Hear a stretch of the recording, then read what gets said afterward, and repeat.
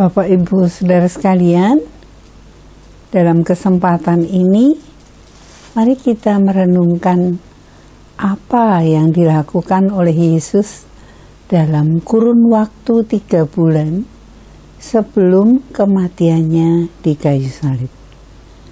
Yesus berada di daerah Perea, suatu wilayah di sebelah timur daerah Samaria dan Yudea.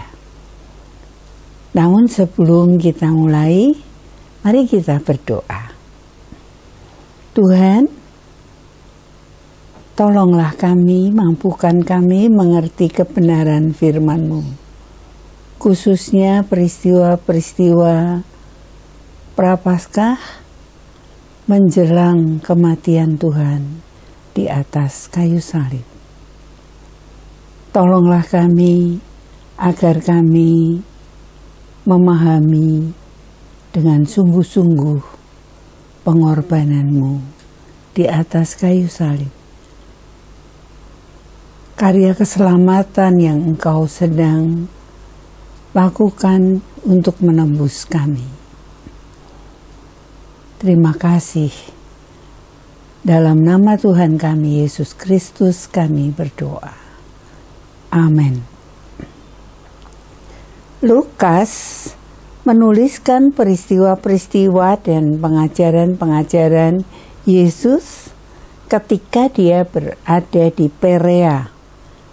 Di dalam Lukas pasal 9 ayat 51 sampai dengan Lukas pasal 19 ayat 27.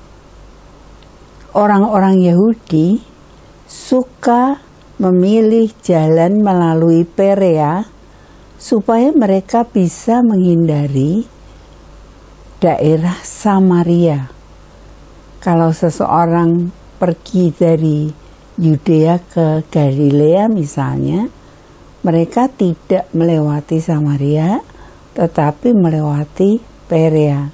Demikian pula sebaliknya. Dari Galilea ke Yudea, mereka juga akan melewati daerah itu. Yohanes menulis tentang orang Yahudi yang tidak bergaul dengan orang Samaria. Dalam Yohanes 4 ayat 9 dituliskan, maka kata perempuan Samaria itu kepadanya, "Masakan engkau seorang Yahudi minta minum kepadaku seorang Samaria?" Sebab orang Yahudi tidak bergaul dengan orang Samaria.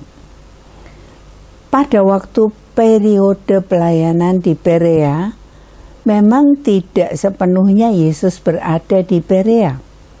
Yesus sempat pergi ke Betania dan membangkitkan Lazarus.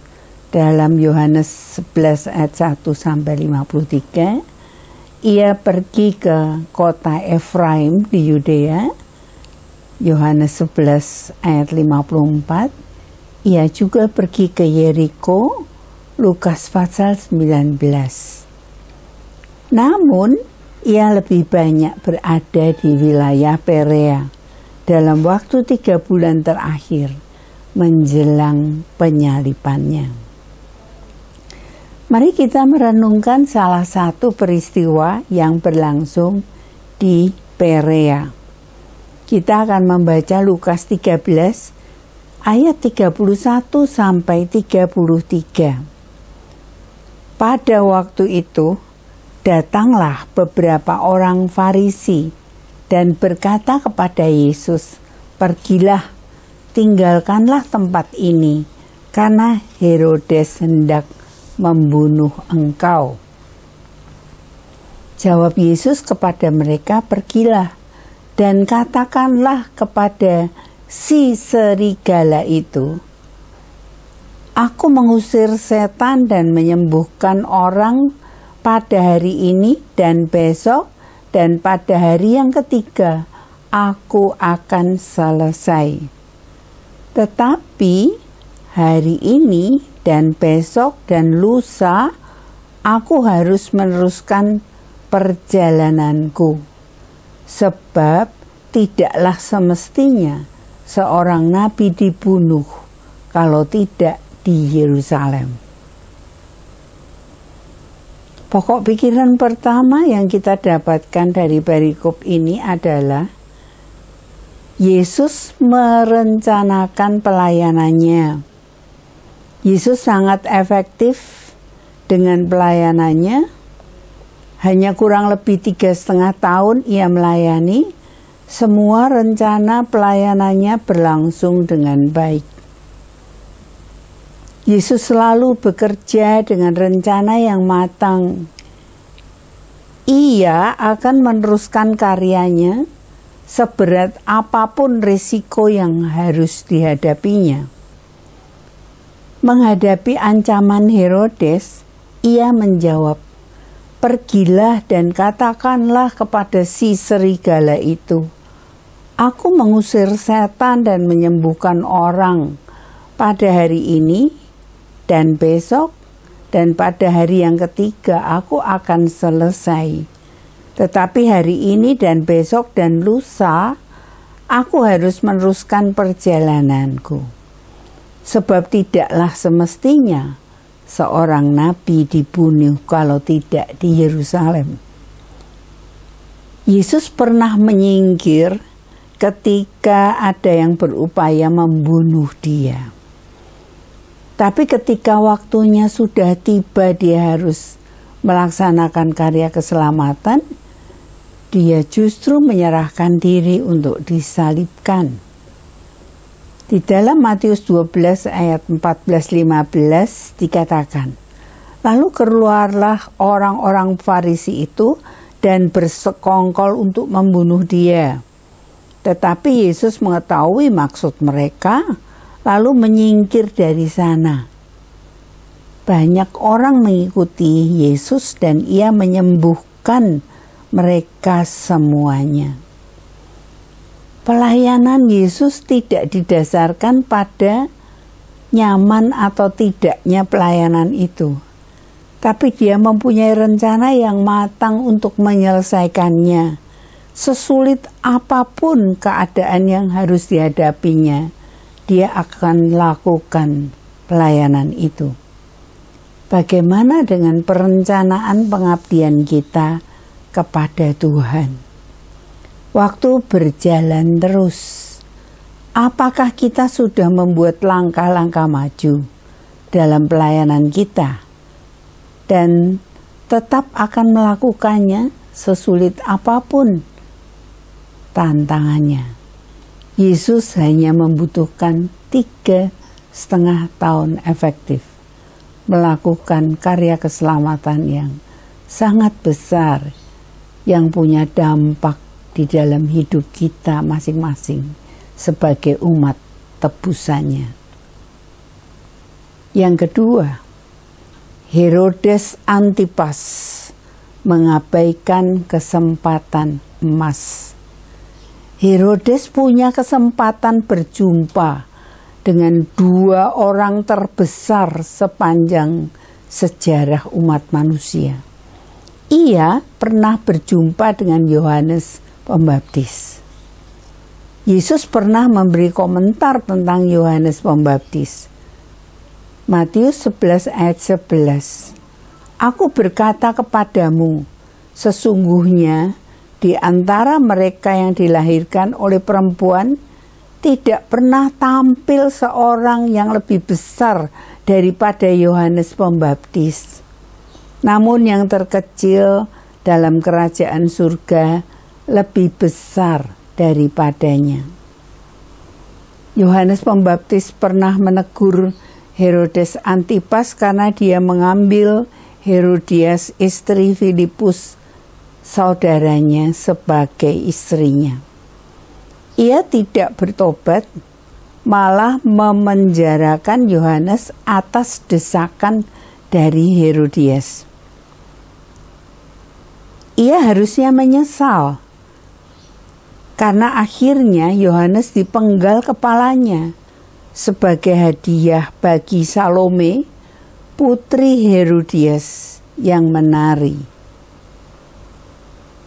Tapi Yesus mengetahui tidak ada niat untuk bertobat dalam dirinya, sehingga Yesus menyebutnya dengan sebutan si serigala. Sayang, ia tidak menggunakan kesempatan untuk bertobat. Ia kehilangan kesempatan berharga untuk bertobat. Padahal dia pernah berjumpa dengan 2 orang terbesar sepanjang sejarah manusia. Seandainya ia pasti Yesus mengampuninya. Tapi Herodes tidak bertobat. Pembunuh, penjahat yang ada di sebelah Yesus ketika disalib menggunakan kesempatan emas untuk bertobat di saat-saat terakhirnya. Dan Yesus menjanjikan bersama-sama dengan dia di dalam Firdaus. Marilah kita memohon ampun atas kesalahan kita sebelum semuanya terlambat. Ingat bahwa hidup kita bisa berakhir kapan saja. Jangan sampai kita kehilangan kesempatan untuk mewarisi hidup yang kekal. Herodes Antipas punya kesempatan emas, tapi dia mengabaikannya. Hari ini kita merenungkan pelayanan Yesus di Perea sebelum dia masuk ke Yerusalem pada Minggu Palma. 3 bulan lamanya dia berada di Perea, menyelesaikan karya yang diberikan kepadanya untuk menyampaikan kabar sukacita kepada semua orang yang berjumpa dengan dia. Bagaimana dengan mandat kehidupan yang Tuhan berikan kepada kita? Apakah kita sudah mengisinya? Kesempatan-kesempatan yang Tuhan berikan untuk dapat memuliakan namanya. Amin. Mari kita berdoa. Ya Tuhan, selama mandat kehidupan Tuhan berikan kepada kami, beri kami kebijaksanaan untuk mengatur hidup kami, supaya kami tidak melalaikan kesempatan itu. Dan juga beri kami ketabahan hati ketika kami harus menghadapi kesulitan di tengah pelayanan kami. Sama seperti Yesus, tidak undur sedikit pun dari rencana yang ditetapkan untuk dapat menyelamatkan kami. Kami sungguh bersyukur untuk karya dari Tuhan kami Yesus Kristus yang telah menebus kami.